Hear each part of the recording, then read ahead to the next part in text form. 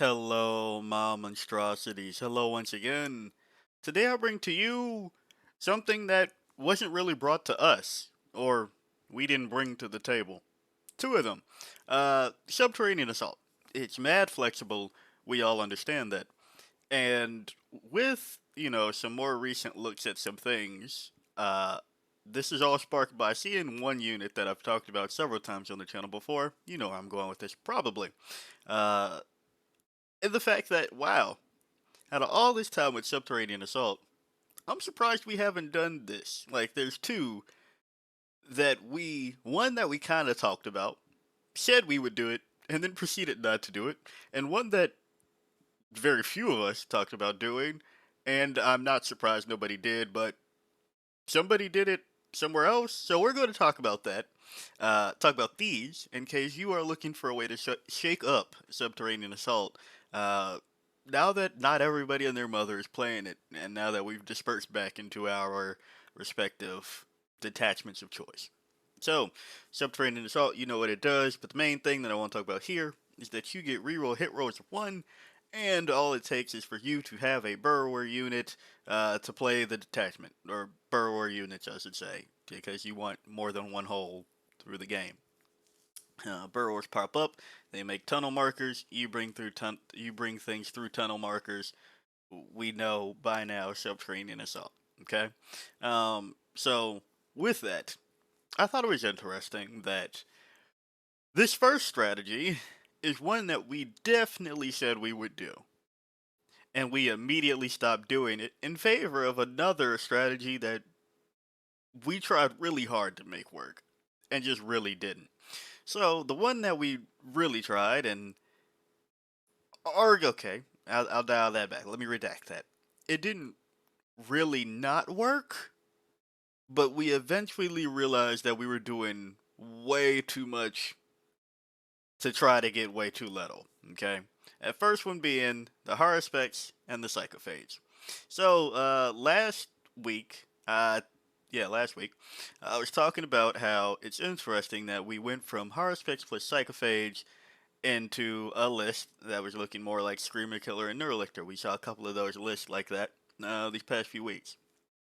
And with that, I was always I was pretty firmly in the camp for after the first day that I'm like, man, plus 1 AP for attack while I gotta get the psychophage out. That's 120 by 92 millimeter base. And the Haruspex 120 by 92 millimeter base. Then I have to make the charge. It was a lot of work. A lot of people found out that was a lot of fucking work. The Haruspex also, even with plus 1 AP, taking 14 attacks hitting on 3s to strength 8 and synapse, right? AP2 damage 2 was like, okay. It was whatever. And honestly, the Haruspex isn't the one that we found issue with eventually. You also have Shoveling Claws. 4 attacks, hitting on 3s, going up to strength 15. That really didn't make a difference. But AP3 after the psychophage, that's the bonus AP that we're talking about here. D6 plus 1, that was serviceable. It was okay.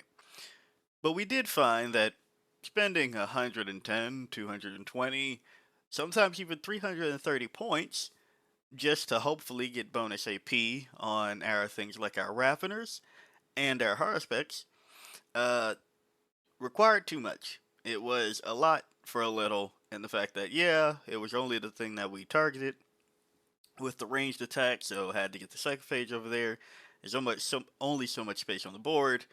You need the people to make their charges on top of that, and quite honestly, the Flamer isn't that amazing to the point that you go, yeah, even if I fail all the charges, um, it'll be okay. And then we also found out that trying to get all these things into a target, still, even if we were successful, didn't really pick it up because we're looking at, what, 24 attacks? Yeah. Other things have more attacks, and quite frankly, 20, well, let's go with 20 attacks that are hovering strength 7, strength 8. It's like serviceable, it's fine, but like AP 2 damage 2, we'll say that we got the flamer off on the same target piled in. it did okay, but not 235 points. Okay, right? That was our big thing. So eventually, people just realized I could just throw more Haruspex into the list. I could drop the psychophage. I could just do more Haruspex and some other things, and we kind of explored that option. But the one thing that a lot of us talked about on day one of reading Subterranean Assault, where we went, oh, I can get 6-inch charges out of a hole. But what if I made those 6 inches smaller? What if 6 inches was not the distance that we wanted? What if we could get closer and make it 4? Yes, the Norn Assimilator, the other harvester. Uh, we all immediately remembered Harpooned after the bearer has shot with this weapon. Select one enemy, monster, or vehicle hit by one or more of those attacks. Until the end of the turn, each time the bearer selects that unit as a target of a charge, add 2 to the charge roll. Now, we also thought about getting a little bit wacky. We'll declare singular purpose on the enemy's home objective. Yeah, let's do that. That way, we're going to take it, have 5 of Feel No Pain, 15 OC, and then they don't have their home. And we thought about that for all of like 2 days, which is kind of funny considering the Norn Assimilator is, you'd say, like, it came down to toughness. That's like high investment, you know? And I'd give you that, right? Except a couple of things here. So, the Norn Assimilator itself is 275 points. The Haruspex plus the Psychophage, 235. So, 40 points more. Now, you'd say the Norn Assimilator isn't that tanky. And I'd say, fair, it doesn't have an invuln, it's not as tanky as the Emissary. But it is objectively more tanky than the Haruspex that is sitting at a 3-up save and 14 wounds compared to a 2-up save and 16 wounds. That's funny thing number one. Um, the funny thing number two is you're dealing with one 100mm base compared to the entire package that contains two 120 by 92mm bases. So it was pretty funny that how the psychophage was recently, well, at the time, recently reworked, and that we've tried really hard to make that work, and once we realized that that part just wasn't clicking, we didn't revisit this idea very much. I thought that was pretty interesting. And now I'm sitting here like, man, we're bringing out triple Norn emissaries in several lists. We're putting that motherfucker everywhere right now. Subterranean Assault, Invasion Fleet, Crusher Stampede. If I had to guess, when I see whatever Synaptic Nexus list that tops next, that's probably why that win rate is looking like it was last time we checked. We're putting that motherfucker in every list, as we do. And again, I'm a Norn emissary apologist, right? But I did find it kind of funny that we didn't really, even when Assimilation Swarm got reworked, we still didn't really try triple Norn Assimilator. Like we said we would, and there's a lot of things that we say we'll do. And you go, yeah, that's because people immediately found out it just wasn't worth it. But there's a lot of shit that we've done continuously that just wasn't fucking worth it. And we knew it wasn't. But we kept trying it and kept doing it. So, I'm not going to say that that's just like not the answer. But I do think it's very funny how, even after all this time, I have yet to see many people throw 1 to 3 Norn assimilators in Subterranean Assault, get some 4-inch charges off, and then take out, more or less, uh, the monster of vehicle. Because you're getting reroll hit rolls of 1 from Subterranean Assault, you could give this motherfucker sustain too. So, I just thought that was pretty funny. And if you're missing some regeneration out of Assimilation Swarm, you got that too with Replenishing Swarms. Uh, just thought that that was pretty funny. You could even re-roll the charge. Like, duh, that's the whole thing. But yeah, re-roll 4-inch charges, regen, sustained. I just think that that's a little bit. Maybe it's my Norn bias blinding my eyes, but I did find it pretty funny that we just immediately saw that idea, and we've done it more. We've done this idea more in Synaptic Nexus than we have Subterranean Assault. Like, just to put more icing on the cake of what I mean by how funny it is to me that we never revisited this as hard as we have other things. I've seen significantly more Synaptic Nexus list where you have to come on from the board edge and just for the one turn have +3 to charge. That's fucking funny to me. And just like, let me pull that up so everybody knows what we're talking about here. If it'll let me, there we go. Synaptic Nexus. All right. So, for during the turn of Surge and Vitality, while this unit is within synapse range of your army, the Norn Assimilator is a synapse unit.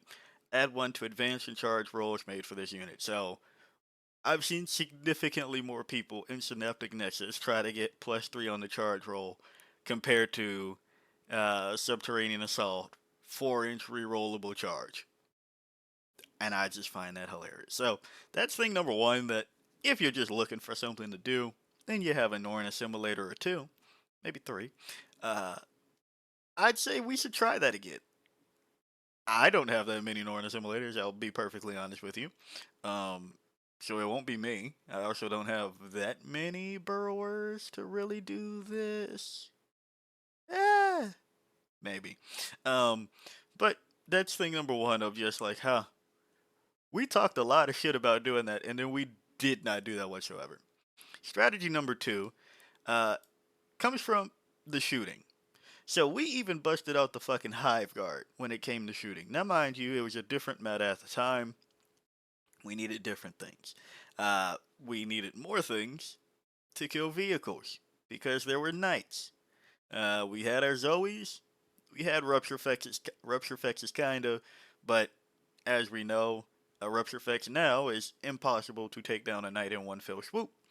And the Zoe's high investment package, right?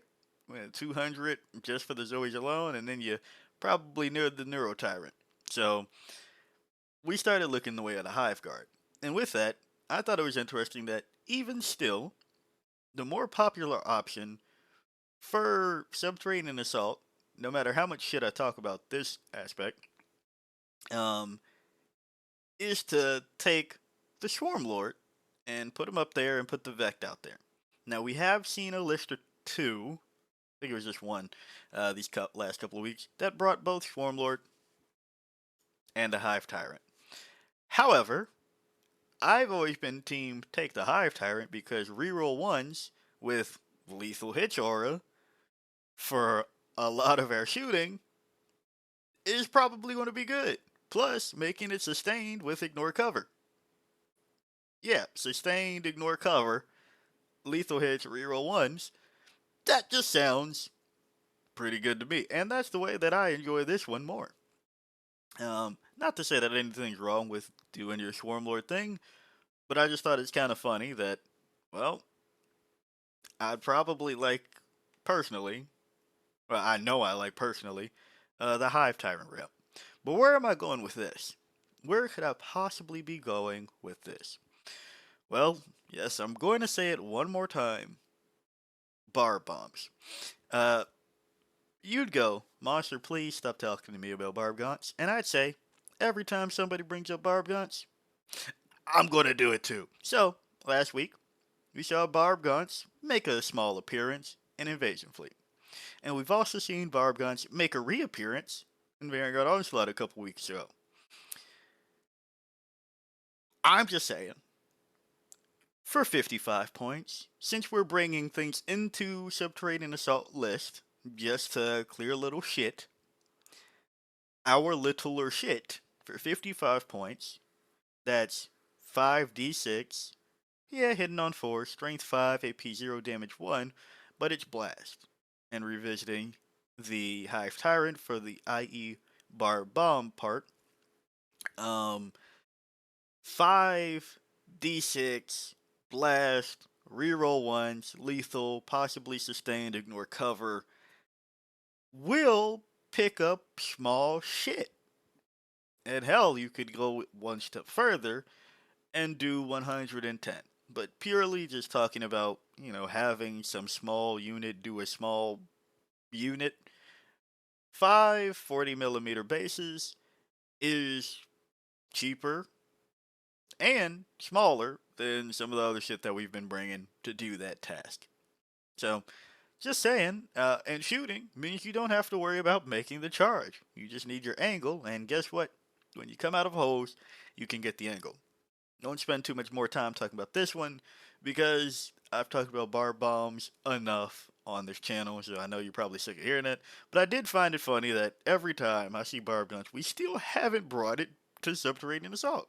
And like, I feel like that's the objectively easier one to do, especially when it can help us solve a problem we face in Subterranean Assault. Not necessarily an issue that is like need to be concerned about, but it does help us a little bit with one of the weaknesses of Subterranean Assault. So, Subterranean Assault, if people get in range of your tunnel markers, they go pop. And if you have no tunnel markers, you can't bring shit out. With barb gaunts, disruption bombardment. In your shooting phase after this unit has shot, select one enemy infantry unit hit by one or more of those units. Until the end of your opponent's next turn, that enemy unit is disrupted. While a unit is disrupted, subtract 2 from its move characteristic and subtract 2 from advance and charge rolls made for it. 55 points. Make it slower, make things slower. You can probably still bring Gene Stealers or Lictors to screen out further. Gargoyles, Hormiguns, we've done that too. We still do that. You can bring all those things to still give you some screening, but while we're looking for little points to fill, I'd say that looking back at barb gaunts wouldn't be too bad. While we're bringing like 75-point packages of this, that, whatever, maybe cut off 20 points, throw in some barb gaunts.